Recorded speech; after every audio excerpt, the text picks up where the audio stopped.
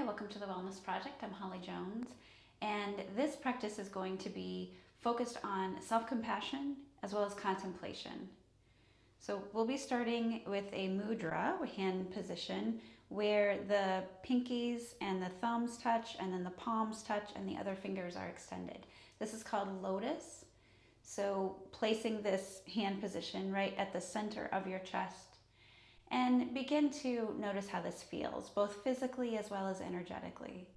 So the lotus is said to be special because it grows even in the muddy waters, and it blooms even in all the mud and the muddy waters and all the muck and all that. The lotus flower still blooms. And so that's a really nice comparison to what happens within us. So this is a heart-centered sort of practice that we'll be doing. So start in mountain pose if you weren't already.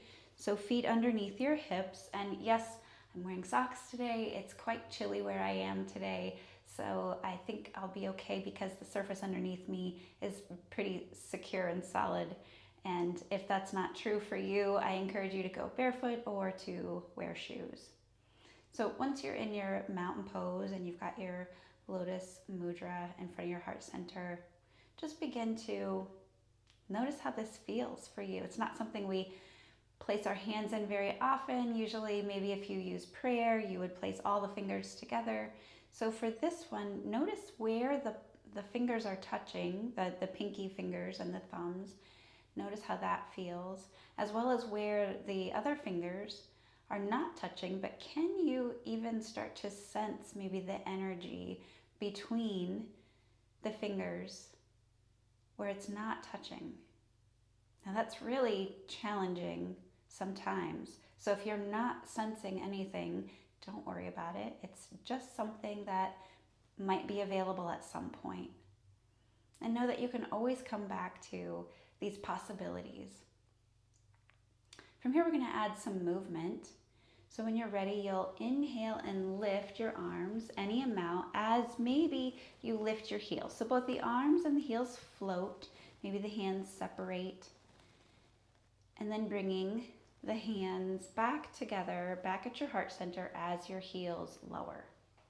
So we're challenging our balance. So you might want to find a place to cast your gaze as you float everything up to any amount. So if it's really tough right now, if balance is like not available, then leave your heels where they are and float the arms up and float the arms back to your center. So 2 more times, noticing your breath with the movement as you inhale, lift, and exhale as you lower. Now this time, if you're lifting heels, we'll stay for a second and lower one arm and lower the heels halfway. And then inhale, lift that arm back up and lower the other arm and heels halfway and lift back up.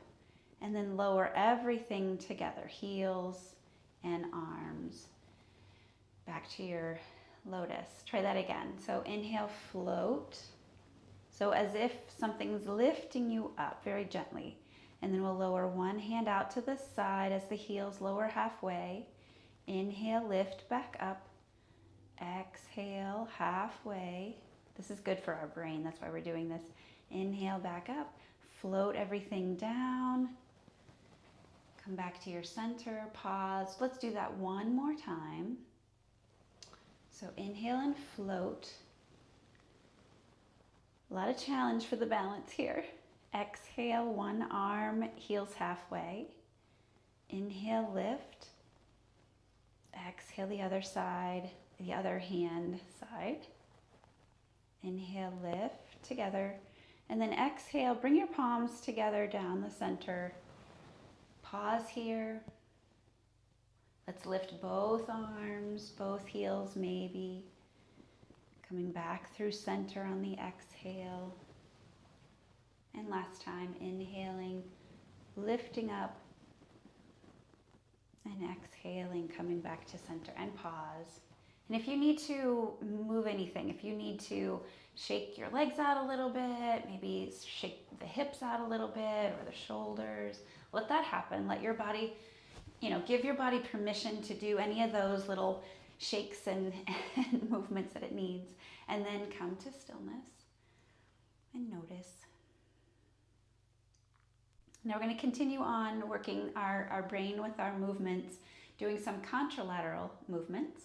So we're going to extend one arm and the opposite leg. So I'm gliding my foot along the first time, and then as I exhale, I'm going to glide them back down together. So I'm linking my movement with my breath, and I'm doing opposite things. So there's a lot going on for the brain. And I'm trying to imagine that these things are tied together like a marionette would be. Now, if you feel balanced, you could start to lift that foot off the floor. And then I'm exhaling, trying to bring them back together. At the end of my exhale is my starting point. And then I inhale and I lift, pause, and then I exhale and I lower things together. Now, the leg and the knee is not traveling as much as the arm. Even if your arm is here, it's still traveling more than the leg. So we really have to work on extending that exhale and movement, slowing down the movement in the leg so that the arm and the leg are in sync. Okay, let's pause for a minute here. Notice the difference between the two sides. And I didn't say this, but notice how much the core is working to help support you in these balancing poses. When you're ready, we'll do the other side. So we're going to lift and glide. So we lift the arm and we glide the foot. That's just so we can start to find our balance on the other side now. Now you can stay with the gliding if you're feeling like, oh, my balance is really, really tricky right now. You could either use a wall, you could use a chair. If balance is starting to come to you, then just an invitation would be to lift that bottom foot off the floor, any amount, doesn't matter how high. We're really going for the coordination of breath with movement.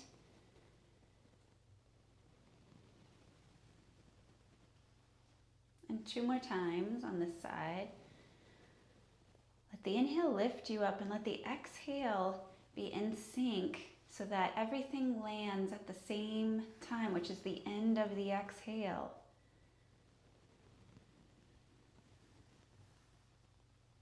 And then this time lift both arms up. You can lift your heels or not.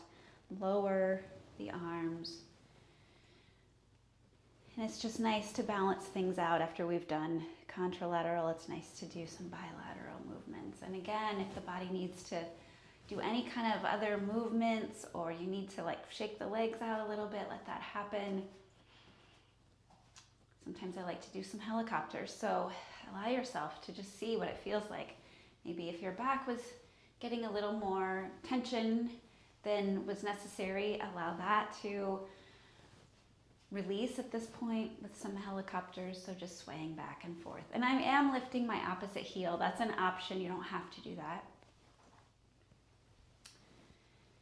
And then eventually, if you are moving, let that come smaller and smaller and smaller until you find yourself back in mountain pose. And now we will do warrior one pose.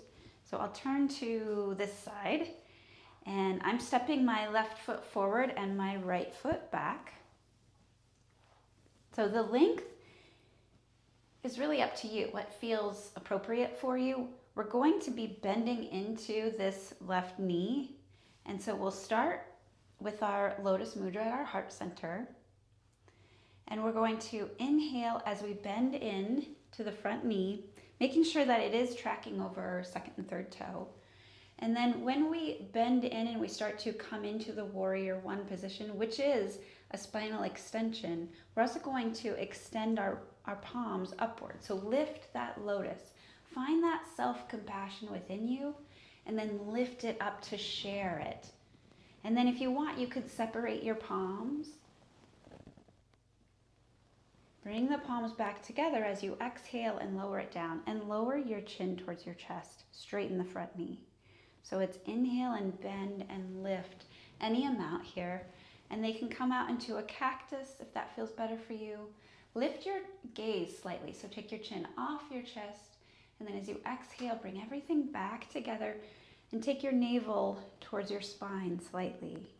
So everything's contracting, and then we start to bloom.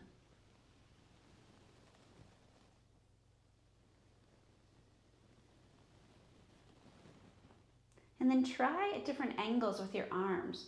So maybe you want your arms across your chest. See how that feels across your chest. And again, lifting your gaze. Coming back to the center and straightening the front leg. And then maybe as you inhale, bend and open your arms behind you.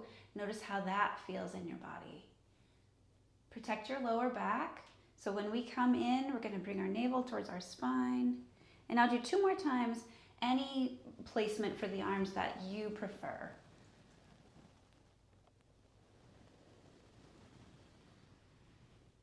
And of course, you're following your breath, so you might be faster or slower than me. When you're ready, place your hands on your hips, bend into your front knee, pick up your back heel, and glide it forward. And pause for a moment. We did one side. We'll get to the other side, but just notice, how did that feel?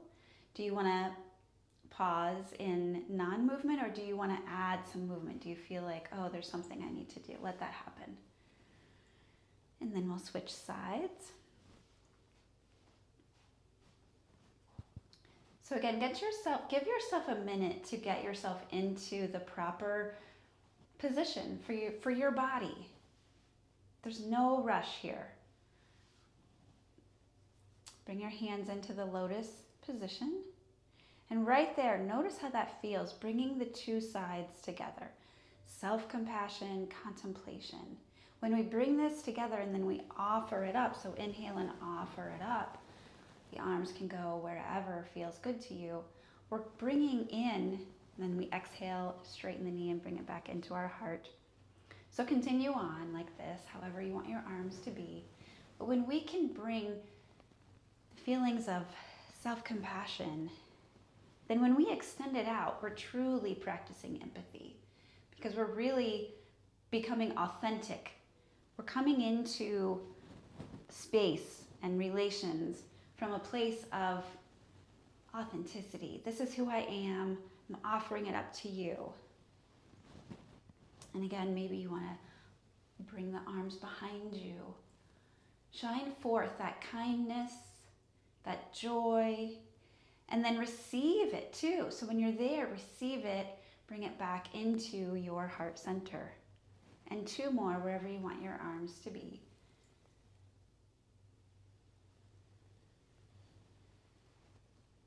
And last time.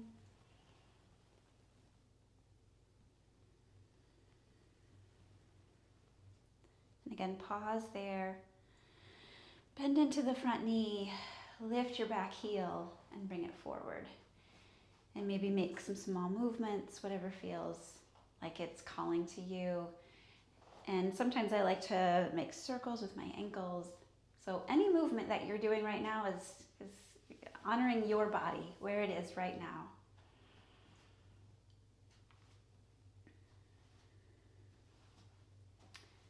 And when you're ready, come to stillness. Notice how you're feeling. Now, the important thing when we are practicing lots of physical expression from our heart center is that we don't want to open ourselves up to everything without practicing some equanimity. So we need some balance. So to do that, another mudra we're going to use is called Garuda. So we're going to link our thumbs together and we're going to place this right at our heart center. So on either side of your heart. So just underneath the collarbones. And now we're going to tap the fingers from side to side, very, very gently tapping left and right. And now we're bringing in the kindness and compassion back to ourselves so that we make good judgments, right? We don't want to give everything we have away to others who don't honor us. So we're using good judgment to know when we are available and when we need to maybe just stay home.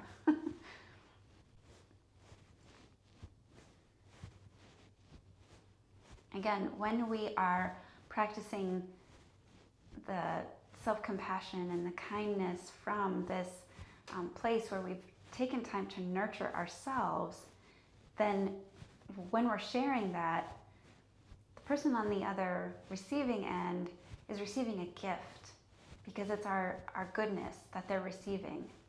Whereas if we don't take care of ourselves, if we don't pay attention, if we continue to give everything because we think that's what we're supposed to do, the person on the other side of that is receiving scraps.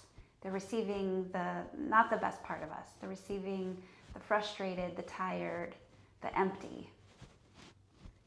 So that's why these practices are so beneficial. It's not selfish to do these practices. In fact, it's really that you are giving to others when you're doing these practices because you're giving them the best part of you. And when you're ready, bring your hands back to that lotus position in front of your heart. And just taking a moment to center yourself,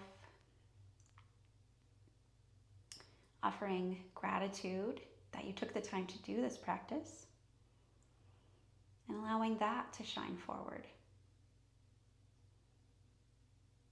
Thank you for doing this practice with me. Be well.